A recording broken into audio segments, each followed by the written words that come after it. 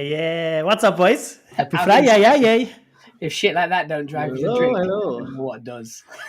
This is the joy of being live, isn't it? There's gonna be ups, there's gonna be down. Today we're running about 15 minutes late because of technical issues, but we are here very briefly, very quickly, guys. What is a water cooler? Come on, don't try this at home, kids. That's what I'm saying. It's a live show that we created from the theory of turning up to the water cooler, meeting somebody you don't know, and learning something new. And that's what we do every week. Yeah, amazing secret guest, top expert of their topics, and today actually is the first time that someone comes back, asked to come back with big news, great news. We can't wait to see what's going on in that side. From 1 to 12, how was your week? Very quickly. I'm good. I'm really good. I spent a bit with Ash. I got a suntan. Worked on some mad hotel concept, which is crazy. And all good, man. Signed off with like one of the great gods asking to come back on our show, who I admire a lot. Like hugely. True. One of the pillars of global branding. Ashu? Yeah, mine was good. It started off with Wes. I've had a bit of a chest infection, and I've been working with Wes while I've been ill. And I had no sympathy from him, zero. Can everyone put a violin emoji in the chat? So someone give me some love, because no serious person will ever prescribe to work with Wes while you're sick. Even when you're not sick, it's kind of challenging. I can't imagine that. Everyone in the chat, how was your week from 1 to 12? Tell us where you're joining us from. Tell us if this is your first water cooler. Tell us if this is gonna be your last water cooler. Yeah.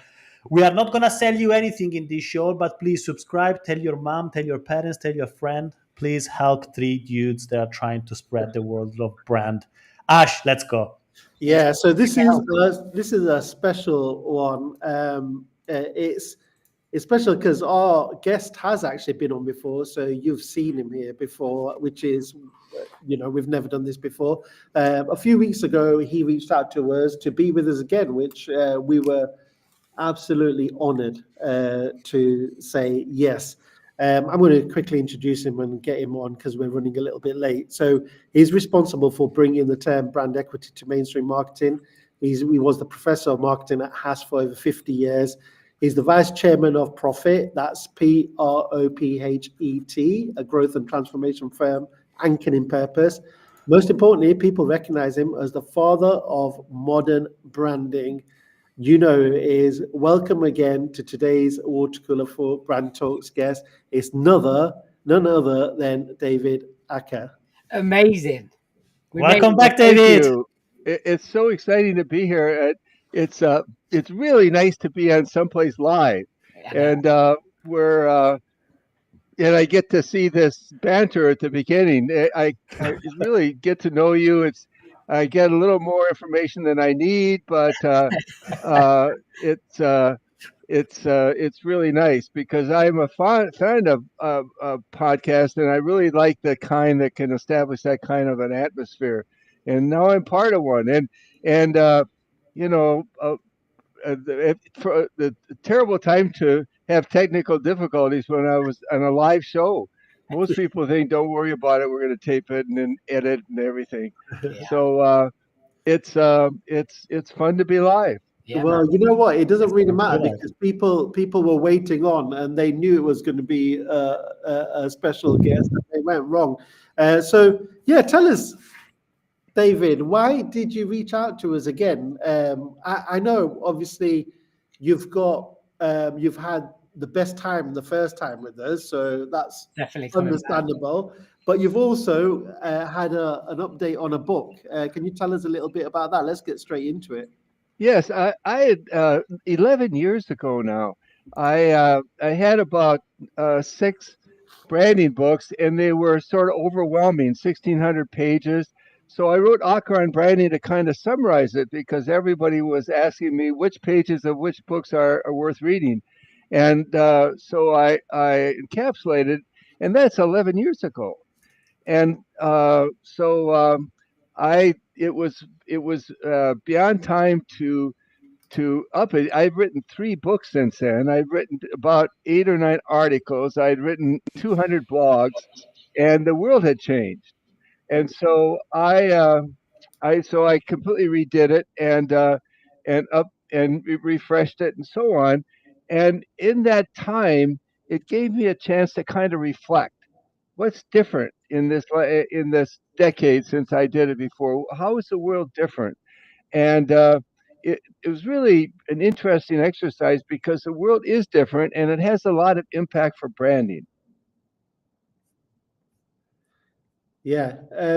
So can you expand on that a little bit? What do you think has changed a lot? And I can probably guess AI is one of the top answers in the last probably, I don't know, 12 Yeah, to I'd be 18 really months. interested what you thought how it had changed in your mind if you asked that same question. But what I see is a lot of the fundamentals are the same. Mm. You still need a brand vision. You need a brand's portfolio strategy. You need to uh, communicate it internally and externally right.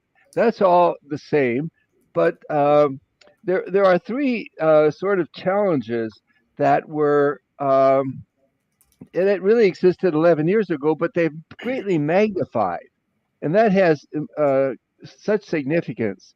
And to each of those challenges is attached an opportunity, Mm. a way that branding in your organization can make a game-changing difference. I mean, it's just an opportunity lying on the table. So let me just briefly elaborate these three challenges. The first one is the fact that marketings now are so dynamic, much more so than before, and it's driven by disruptive innovation. Disruptive innovation has always been the only way to grow. My brand is better than your brand. Competition is it just doesn't create growth, and it's so not fun. And and so so, but what we're seeing is that disruptive innovation is now happening much faster. It's uh, it's when it does happen, it scales quickly, and it has a much greater impact than ever before. And so, whether you're on the defense trying to respond to one, or whether you're on the offense creating one, it's such an important part of your strategy. And so, if you get into disruptive innovation, what you find is that branding is underused, understood, and sometimes ignored. It's you look at the book Blue Ocean, you don't even see branding in there, for example. And uh, so, what you really need to do is to develop what I call a must-have, something superior. It could be a buying, using experience. It could be a relationship experience, but it has to be something that's superior, and people are uncomfortable when it does not exist. So your competitors now are not. It's not that they're not preferred; they're not even relevant. So the game is to win the relevance game, not the preference game.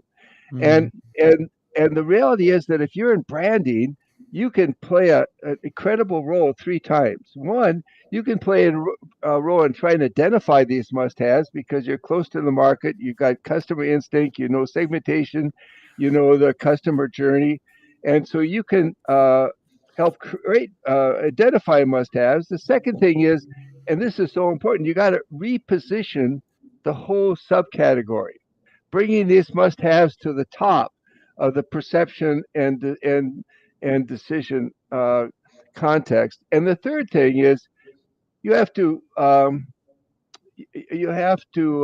build barriers, and you do that by owning these must-have positions and by branding the innovations. And I talk a lot about why that's important and how you do it. The second challenge is the fact that everybody has devoted a lot of resources and energy to having some way address social problems. And employees demand it, especially young ones. They want a purpose. They just want to be making money. And customers, at least some portion of them, also uh, are very comfortable with a company that has such a social purpose. And so so the situation is, and it's quite amazing, that if you look at what companies are doing, it's dominated by grants, by volunteer programs, and by energy goals. And what you end up with is a mishmash of ad hoc programs that just reek of sameness, that seem fragmented, that don't seem to have a focus, that don't seem to be effective. I mean, in compared to the resources devoted to them.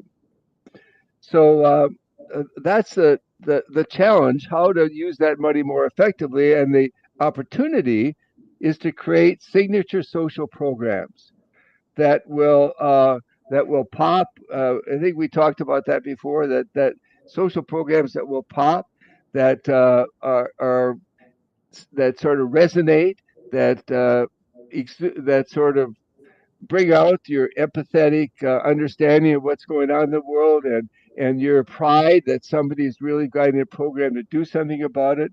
A program that has to be branded, and and that's just such an opportunity, because most organizations have offering that is, with which they're incapable of generating any kind of energy. They're incapable of creating an image lift. They're incapable of getting engagement. They're incapable of maintaining differentiation. And these are the four things that are so crucial to success, and they're incapable of doing it. But if you put in a social program that's branded, that has energy, that has credibility, you can do it that way. If you look at Dove's Real Beauty program, started 17, 18 years ago, and it had nothing to do with bar soap, but or moisturizer. But what it did was take a business that was 2.6 billion and grow it to 6.5 billion, all on the engine of this Real Beauty program. And so that opportunity is really open to any brand, no matter how boring it is. And if you can't develop a program, you can adopt a nonprofit and let that be your signature program. The third challenge is that we live in a world where uh, we live in a world that the communication context is really hostile. There's media clutter. There's information overload. And the worst thing of all, there's skepticism. There's a lack of trust.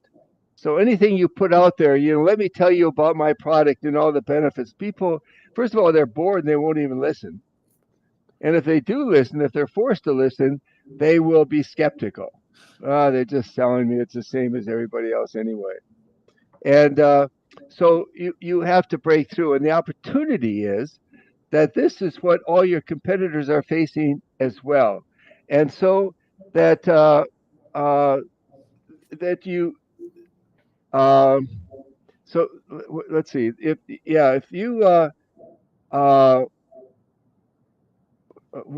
let's see, I lost my train of thought. Anyway, if David, there is so much to untangle in there, because you already made it explode into a masterclass, and I think that's anyway, unless somebody could be with that. The thing is, you have to do things other than talk to them with conventional media. You've got to get something that engages, something like brand communities, something like social programs, or something like that. So, so those are the three challenges and the opportunities that come along with them. David, I have a question to dig deeper into that, because you obviously had a very long and extensive career, and I think you're one of those very few brand masters that manage to stay up to date with the evolution of brand. And I think the question that I wanted to ask you, and it's more of a reaction. Um, do you do you think that branding is becoming even more relevant now because of all those examples that you mentioned, but also because a lot of products and a lot of features are the same, they're harder to defend? Do you think that brand is finally starting to become a bit more like the competitive edge as it should be, or as it should have been? I think it is. Others argue that because some customers in some product categories have access to information, that the role of a brand is lessened. But I don't think that's true. I think that customers really aren't motivated to do that research. It's a very rare set of customers in a rare product category in which they are. But even if you take cars, for example, where the motivation is highest and the information is available, very few people actually make decisions on that basis. At the end of the day, it's what they go with their instinct, and they go with their understanding of where the brand is. Yeah, it's fascinating because we like to think that humans are extremely rational humans, and we live in a time where we have access to all sort of information, but we get to the information, and after all, the decision is not always rational. That's right. Yeah, one of the great myths that especially is still prevalent in the B2B world is that everybody's rational and you just have to give them information and they'll make the right choice and they will believe you. And these assumptions are so far from being accurate. It's almost laughable. David, your can we switch on to the focus of your book content and the 5 Bs framework, and how it's evolved, and maybe how it's probably different from like more traditional marketing models like the 4 Ps, for example? Yeah, the 4 Ps have had a remarkable life considering how flawed they are. I mean, the one of the pieces, place. How is that related to distribution? And so anyway, but it's so amazing how powerful that has been to help some people understand marketing and use marketing. So anyway, I decided that even after 30 years or something since we've really discovered brand equity and it's come to be prominent. It's really the reason we now have marketing people at the executive table in the form of CMOs or VPs of marketing. But uh, uh, uh,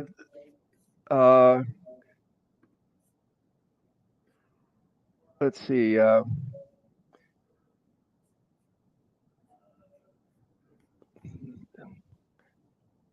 Well, anyway, so so people are still inclined to think of branding as image and awareness, and they tend to simplify it. And so I wanted to provide a vehicle to let people make sure then that when they're going into branding, they sort of understand the big picture of what branding is all about. So each of the 3 Bs does that. The uh, the the three of them are the 3 pillars of brand equity. How you get brand equity, and instead of brand awareness, now I use brand relevance. Yeah. So brand relevance combines awareness with credibility, and uh, and that's so important because you don't just need awareness. Everybody can know about your brand, but they don't think about it at the right time when they're trying to make a decision, because it's maybe the awareness is attached to a different product category. It's attached to hybrid cars, and you're making electric vehicles. It doesn't mean you're relevant for electric vehicles, Yeah. and it also you need to be credible. There's got to be an instinct out there that you're capable of making this kind of a product. And so that's that's sort of one of the five. The second one is brand image, and there we want to make sure people don't think just of functional benefits when they think about image, and tell you why my brand is got value for you. But it also involves anything that connects a brand to a customer. It involves personality, it involves corporate values, it involves you know, things, anything that comes to mind when you think of a brand. Mm. And the third thing is brand loyalty. And of course, that's the element of brand equity that changed everything 30, 35 years ago.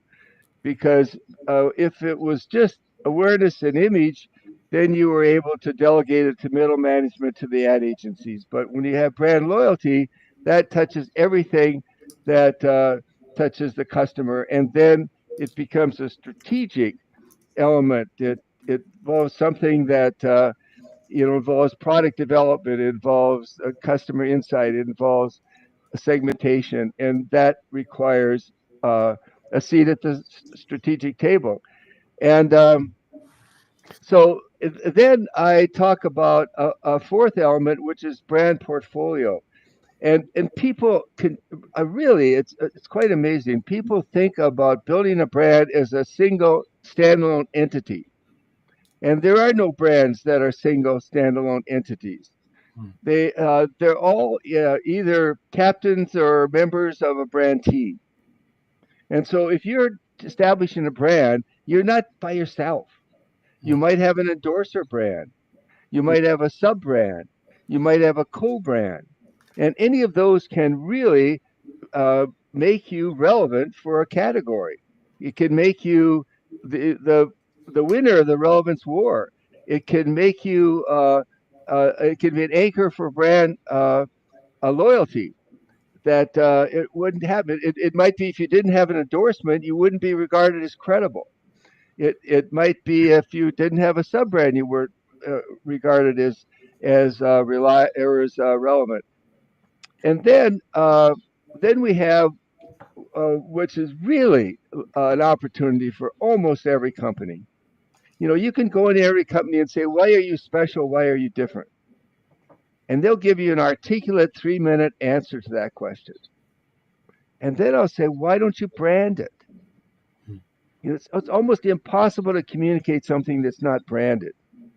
So I talk about what I call silver bullet brands, and they come in three forms. One is a branded differentiator.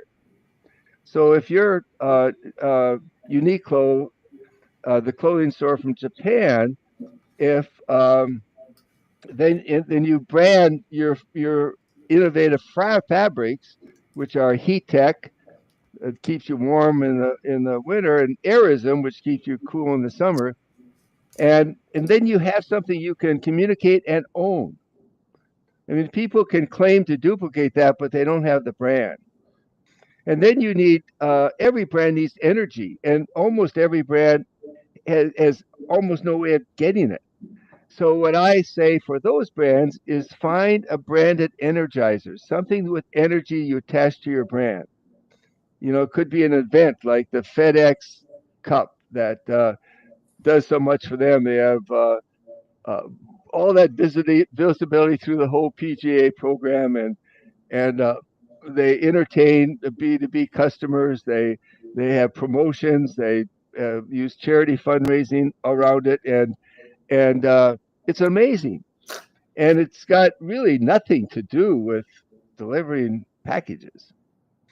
And the fifth B is brand equity, and there it comes back to the rock fundamentals that we established 30, 35 years ago, and that is brand is an asset. Brand is not something that it is this object of a communication vehicle. It's an asset.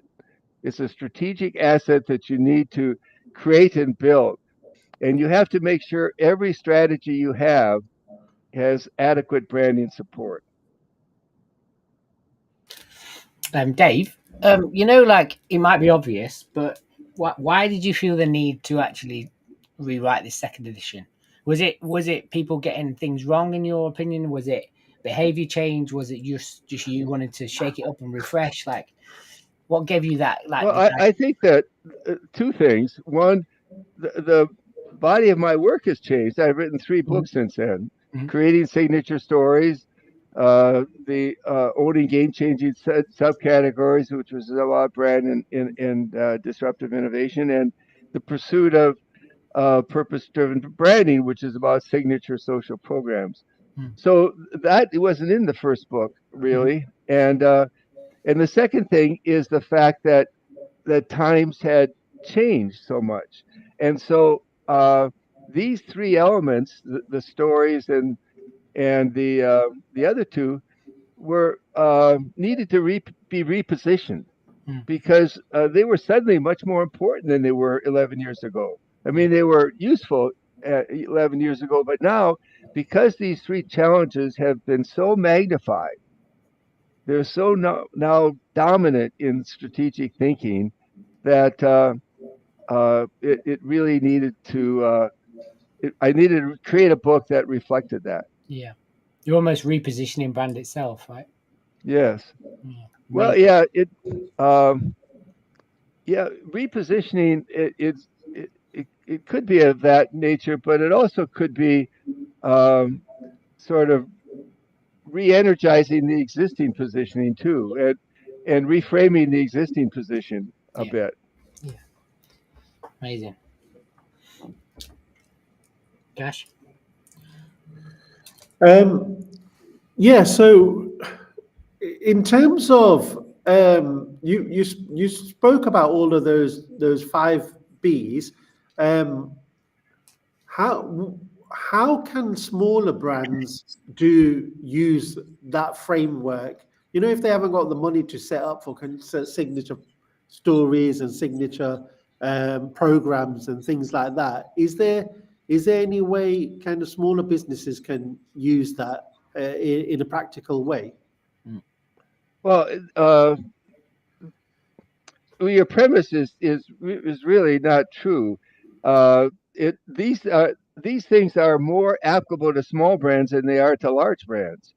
Large brands can paper Right. over some of the difficulties, but the small brands have a real opportunity here because if you take social programs, for example, uh, they can develop social programs that are relevant to their constituent. Now, I have to say it's not easy, Mm, but I was in the board for a while of a small insurance company, and we searched for the signature social program.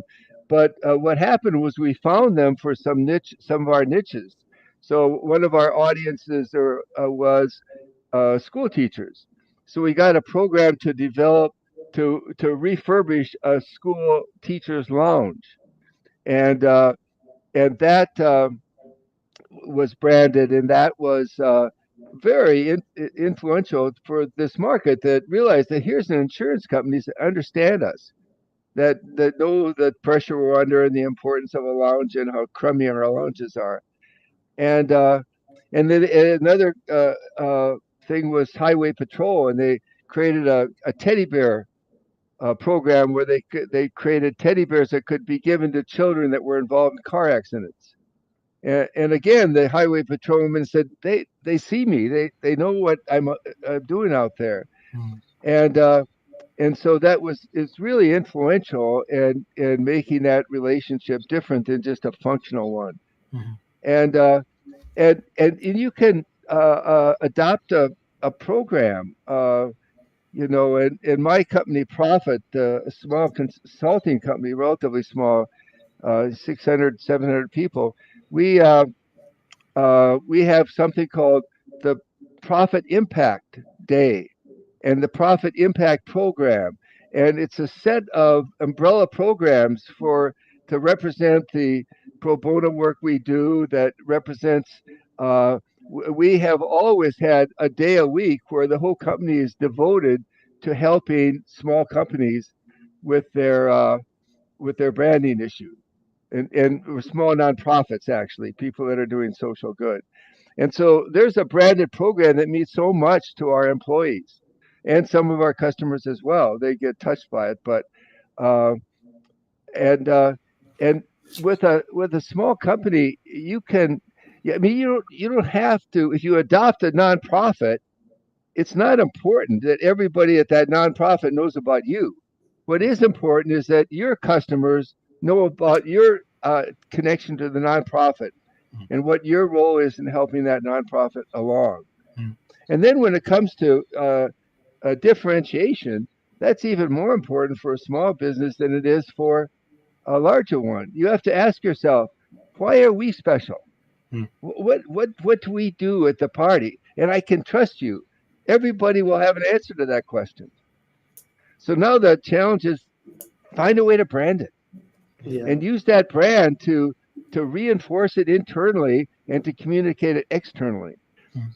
I mean, there's a company that is branded the way they interact with customers, their style, and uh, you can brand almost anything if it's really there. It has substance and it's part of your strategy. Mm.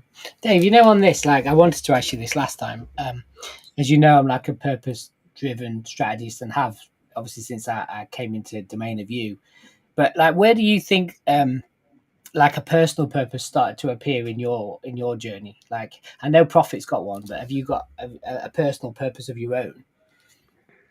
I do. But the interesting things for the first 15 or 20 years of my career, I did not. Yeah. I would had the worst brand imaginable. I was all over the map. I was in advertising. I was in business strategy. I was in, uh, psychological experimentation. Mm. I was in, um, I was in social programs. My first book was consumerism. Uh, and and I always had my foot in that door too. So I was all over the map. I had no brand, no purpose, nothing, just to do interesting things. And then in the 80s, in late 80s, early 90s, a whole bunch of things combined to let me apply all this mishmash of background into to branding. Mm. And so the world was ripe for it because the strategy models of the day, BCG, gross share matrix, and scanner data experimentation, were not generating growth. They were not generating profits, and people were ready to understand that you needed brand equity. You needed the brand as an asset to be developed. And so from that moment on, my purpose has been to try to help people understand that brand as an asset is where you need to go, and to try to help them figure out how to do that, and then to apply that logic and understanding to all kinds of strategic um, problems, Mm. and like disruptive innovation that had been missing the brand element. Mm. Amazing. David, one of the biggest pain in the back for us, and by us I mean brand builders, strategists, marketeers, is the building the financial case for brand, is selling what we do to Phil, and Phil is the CFO. And a lot of the problems maybe comes because brand doesn't speak business, business doesn't speak brand. I want to pick your brain on that conversation. Well, first of all, let's talk about accountability. People really, especially CFOs of the world, but a lot of managers, executives in general, they want to see results, and results mean short-term sales and short-term profits. I mean, that's how they're measured. That's how the stock market rewards them, and so that's sort of a lingering cancer, if you will, almost.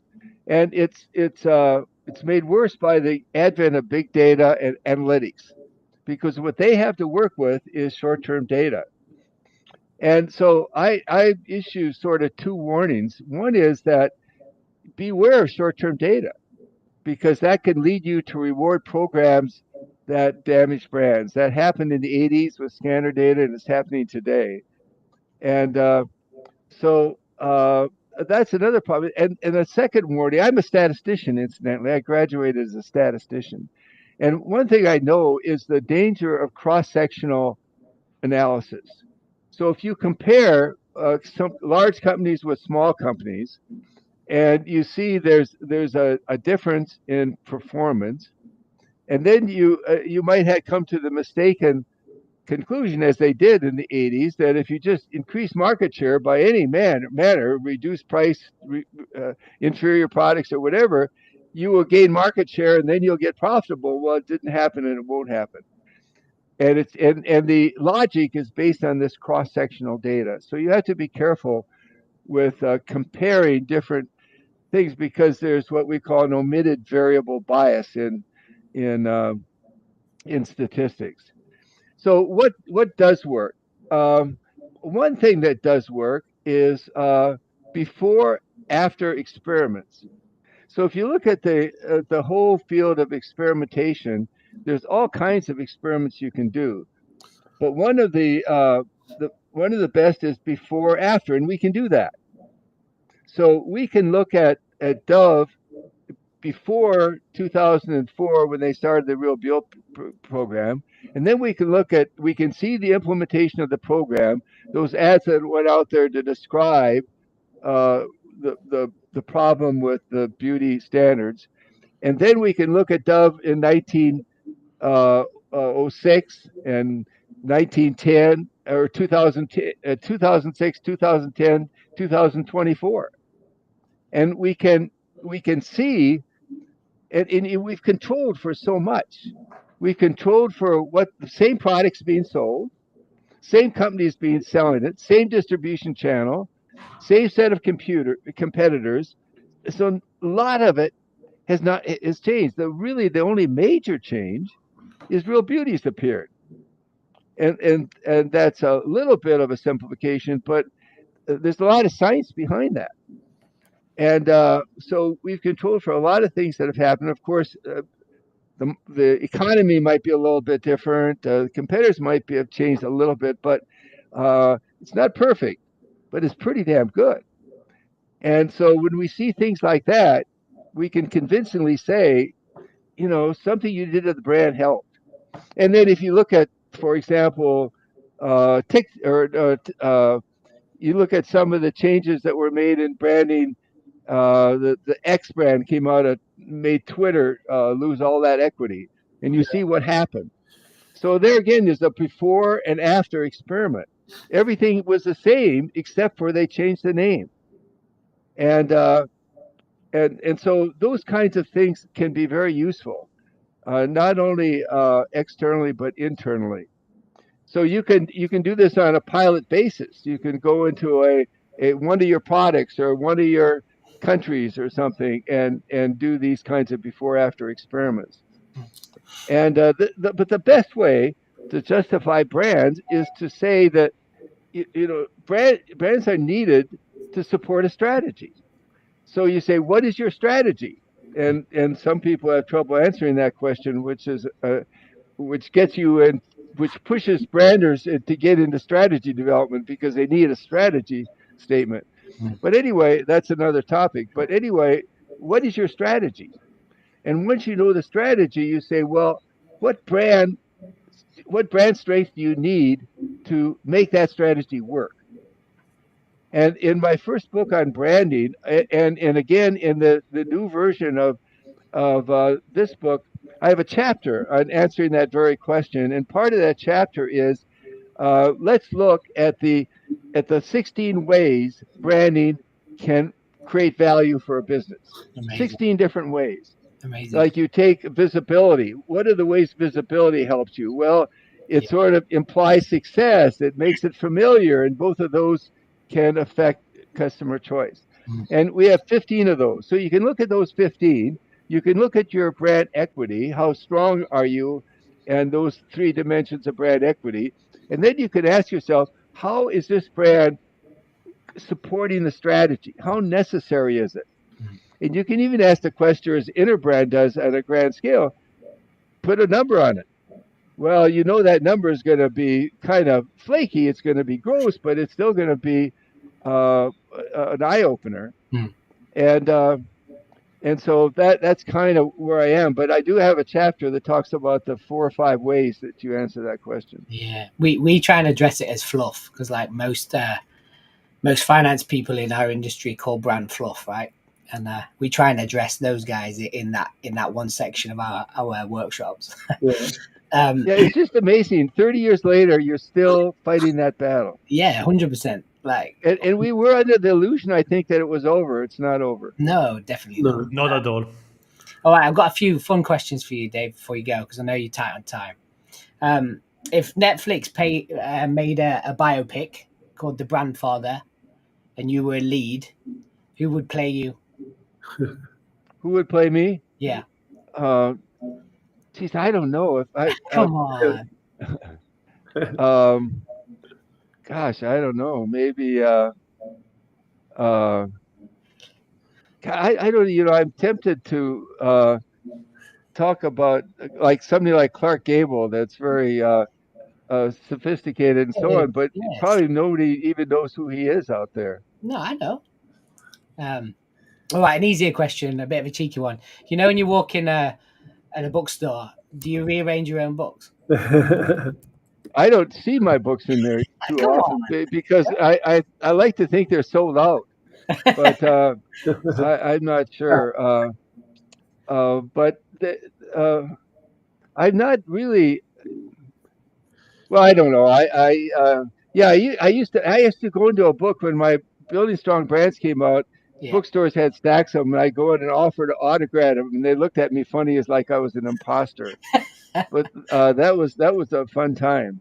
Amazing. You're getting some really good character profile referrals in the chat. I was going to say, yeah. Do you want to hear some of the actors that the audience thinks would play you? Oh, yes, I do. So there's Harrison. Clooney is a good one. I like Clooney's a that. good one. Yeah, that's a great choice. Really, yeah, really cool. I'm witty and so on, and people who say I'm funny, I really like their instinct. Yeah, I think Anthony Hopkins is nailed on. Like, I think he would work. I agree. Anthony Hopkins? Yeah. Jeez, I don't know. He's not attractive enough. And this is an interesting one. I was thinking, like, just in the pre-notes, we were talking about this thing called equity, right? This brand equity, and like to try and bring it into our audience's mind so they can actually understand what this thing is. Imagine if it was a person. If brand equity was a person, what would its toxic trait be? Brand equity was a person. Yeah. I think it would be a Superman. Yeah. I used to argue with my grandson who was better, Superman or the Hulk, and he always thought the Hulk was better. But yeah, I think if you really make brand equity click, if you get the right label on your brand pillars, if you get the right creative to communicate who you are, it is so magic. Yeah. The UBS came out with the concept of banking is a craft to us, and that was just such a thing that clicked for me. And so when you get it right, it is Superman. It's so the ultimate driving machine. The ones that just get it right. So going back to like their toxic trait, somebody's put in the chat. Would assumption be like their toxic trait? The what? Would assumption be their toxic trait if they had a toxic trait? If Superman had a toxic trait, what would that assumption? Would that be assumption? Would you say? What's the enemy of brand equity? Oh, the enemy is short-termism, I guess. Short-termism. But the real reality is the real solution to this short-termism, which they've now branded it, right? Demand marketing or performance marketing. Yeah. I mean, how clever is that? The bad guys are always clever at branding than we are. It seems like the bad cops always. We have the word brand equity, and they have the word demand marketing. Yeah. The ultimate solution is that your brand marketing should be so powerful that it creates demand marketing at the same time. Yeah. I mean, look at the Dove Real Beauty program. Oh, my goodness, sales went from 2.6 to 6.5 billion. Amazing. And all along the way, it was driving this enormous visibility, this more enormous likability, this so much energy that it just drove the brand. Yeah.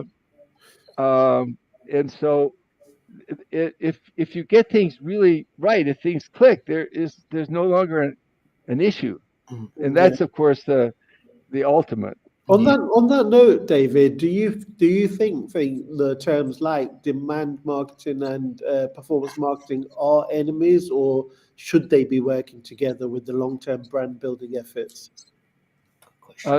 Profit did a study in which they indicated that that the really good companies have them work together, Yeah. and there's nothing wrong with demand marketing, and as long as you do it so it doesn't damage the brand.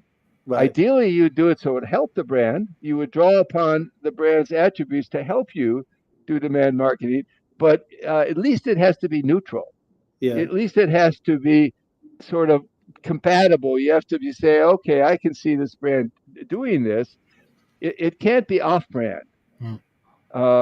But no, I think that there's a place in organizations for both. I mean, if you're supporting your sales force, uh, then there's a whole set of tools that you have to create leads and so on, and that's fine as long as you do it in a way that is at least neutral and hopefully on brand. And usually being on brand is what you want to do to be effective in the short term as well. I know you're short on time, Dave, but I just want one last question. I normally ask you to ask us a question, but I don't think I've got time for that. But because, you've kind of been around for a long time, you've been kind of the messiah of a brand, and you've moved with the times. I just wanted to know kind of what keeps you on your toes, what keeps you relevant to keeping up with appearances every day, Like what's... Well, I think the foundation of my thought process comes from case studies. Hmm. And I really am attracted to solid. That usually comes first. The case study comes first. Then I conceptualize the theory around that to Right. explain why that's so successful or why that was such a failure. Right. So that's kind of where it starts for me. And I'm always just attracted. And if you look at my blog, davidocker.com, you'll see again and again. I'll pick out some case and make a comment on it. In fact, my blog got I don't know over 100,000 impressions when I talked about the stupidity of changing Twitter to X or changing Facebook to Metro. I mean, they were really dumb decisions, and that struck a chord. Yeah, amazing. I guess that's it. Like, unless you've got any questions for us, we always like to take a question. But again, Yeah, I have a question for you. What do you see has changed in the last 10 years in branding? And what do you think is specifically, what do you think of the impact of AI and branding? What is your answer to that? I'll answer the first one. I think a bit like what you're saying, like reaction and response has become hyper accelerated, like in the way that the human kind of mind consumes products and brand now. Like we make far more quicker decisions, and we have less time as company owners, as brand builders, to respond to that because of the way that the nature and society and behavior has changed. So I think we always have to try and the way that brand building works now, and it is future proofing what we can for our customers and our companies. I think, and that immediate response is detriment to us. If we think 20-30 years ago, if BA messed up a luggage and lost a valuable case, that would be unheard of, right? It would be, all that person's experience would be a 1 in 10 billion voice. But right now, that voice can be amplified, 30, 40, 50 times in seconds, and that perception of that brand gets detriment, tenfold.